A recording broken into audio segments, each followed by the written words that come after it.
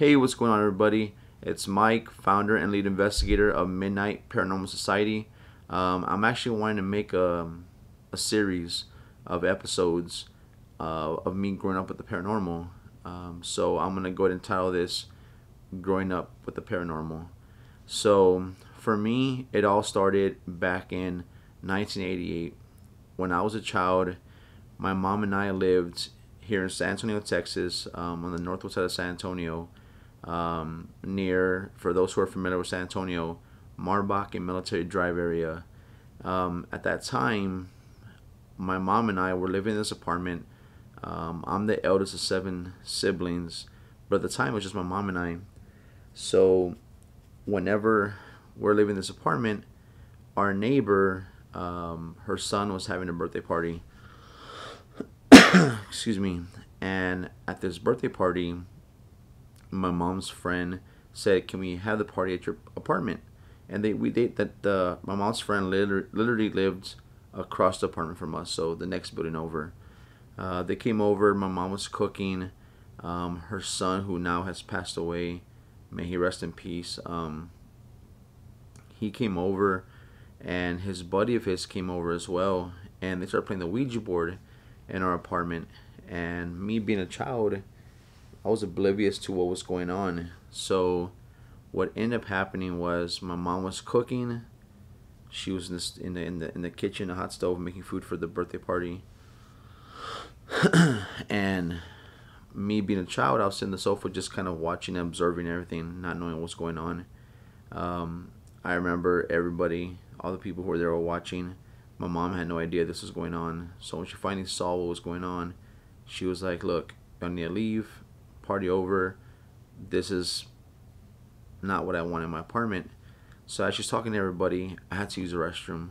I started walking upstairs, and just so you can imagine, the apartment we had was upstairs, downstairs apartment. So the first level was the living room area, the kitchen, everything down below. Second floor was the bedrooms, the restroom. So when you walk up to the steps, there's a light switch at the bottom of the steps, and then there's a light switch at the top of the landing of the steps. Not light, a light switch, sorry. And so I went walking up the stairs, and when I got halfway up, the light cut off by itself, and I look up and I'm like, "What is this? Why did the light turn off for?" So all I know is, me being a kid, I had to use the restroom. I didn't want to use the restroom on myself, so I go to the restroom.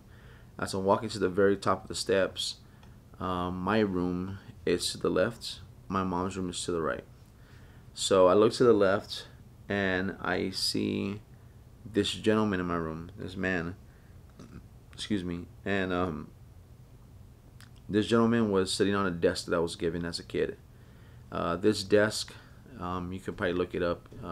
It's an old wooden desk with metal, and it's like a combo desk. And for those who haven't seen it, just search it. It's a chair that's connected to a desk, but very old. So me being a child, I was always very overweight. I was a big child because my mom, she loved to cook and I loved to eat. So I never got to fit in the desk or to sit down in the chair. So when I look over in my room and I see this gentleman sitting down on my desk, on the chair, all I could think of was, why is he able to fit in there but not me? That was kind of odd. So he turns around, he makes eye contact with me, and when he does, he had this look of just sadness, right? Like something was wrong with him. I go into the restroom, come back out, and when I come back out, I look to my room's now to the right. I look at this again. I look into the room, and the gentleman turns all the way around. He looks right at me, and I never forget his eyes, like just very heartbroken, like something was wrong with this gentleman. So I walk down the stairs, and as I'm getting down the stairs, my mom's laying the last person out of the apartment. She's about to lock the door. I say, "Hey, Mom, your friend's upstairs." She goes upstairs. She looks, and as we're about to get to the top of the stairs, the light that had been off the whole time just turns back on. So she looks into the room. There's nobody in my room. And my mom looks at me and says, "Oh, maybe you just thought you saw somebody." But I remember clearly what I saw. So when this happened, that was pretty much our first experience dealing with the Ouija board, and it had been playing in our home. Little did we know what was gonna occur, like the path to come of all the paranormal activity that was gonna be in our home. And so when this occurred, at least in my mind, me being a child, I didn't really pay too much mind to it because I was little. But then the next day or the next evening when we were laying down, as we were going to bed, we were falling asleep, and then we hear someone hitting the door, knocking the door downstairs. My mom and I get up, we go downstairs, and something occurs. We say, who is it? And I mean, this person's banging hard. All you hear is, police, open up. We're both scared. She opens the door, and I'm scared, holding on to her. The officer says, and they're both gun drawn, he says, there was a call from this apartment number saying that there was a couple being held hostage. And my mom, to her amazement, she was freaking out, like, wait a second, we don't even have a home phone. So the officers ask if they can come in to look. She says yes. They clear the apartment. There's no one being held hostage. I mean, we were very close to all our neighbors, so I mean, at least we don't think that somebody would have been pranking us like that, especially cops coming, guns drawn. So they said the dispatch said yes, that there was a couple who was screaming for help. And again, there's just so many more things to come that we were not prepared for, that we weren't even expecting. And so that was the second experience we had.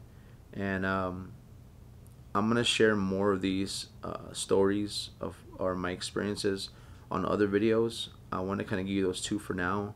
But the whole point of why I'm making this series and why I'm sharing my experiences is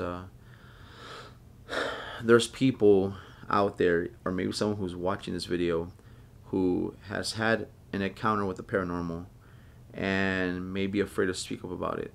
I know it's a very touchy and very sensitive subject, but one thing that I would encourage is to speak up.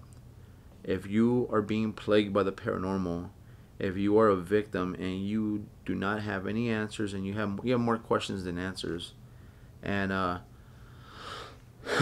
excuse me, excuse me, if you're looking for help and you want some resolution, you want some peace of mind, you want validation of what you're experiencing, please reach out to us. Reach out to my team. You can find us on Facebook. Remember, www.facebook.com/paranormalmps. And if you are somewhere not in San Antonio and you're further out somewhere in Texas or even another state, reach out to our Facebook page, send me a message. We do have a paranormal partnership that, through the grace of God, I was able to build. And I brought over, I want to say now, I believe we're up to like 45 teams involved in this partnership. So we have people all over Texas, and then also I have other teams that I speak to in other states. So if you're somewhere that's not in Texas, please reach out and we'll definitely get you the help you need. But I encourage you to speak up. And if you have any experiences you're going through and you want to share with us, send it to our email if you want, paranormalmps@gmail.com. Drop down the comments if anything that I spoke about now, something you've experienced in the past. Like I said, if you want to share your story with us, but you want to stay anonymous, email us, reach out to our page, and we'll definitely share your story. Just you opening up and sharing your experience and your testimony, it's going to help others like yourself who were once a victim no longer be that victim. So I encourage you to please speak up. Thank you for watching. Make sure to like or subscribe and like to our channel, and also go like our Facebook page. If you want to see live investigations with MPS, go like our page and you'll see all our live investigations there. So thank you again for watching. Have a blessed day. I'm out. Bye bye.